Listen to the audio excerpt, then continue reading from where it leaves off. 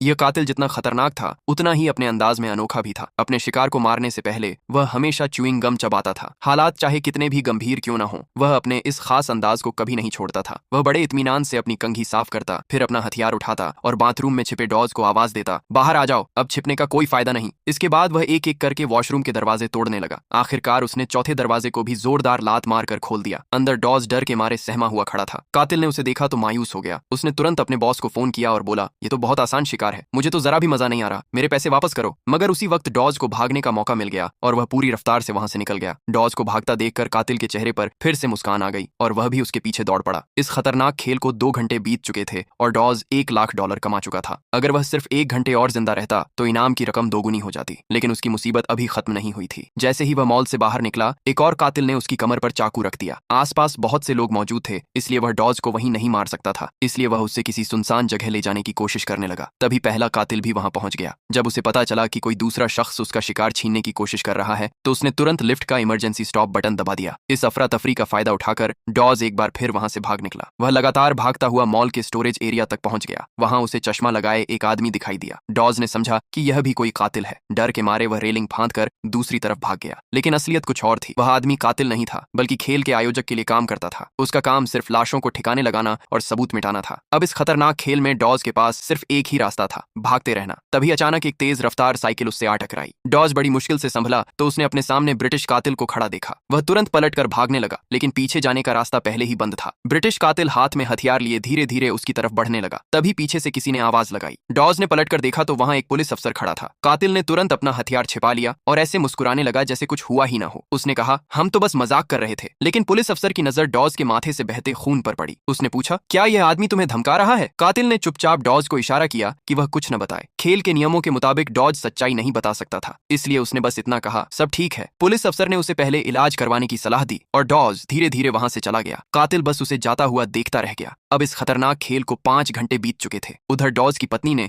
उसका bank account check किया तो उसमें $10 लाख जमा हो चुके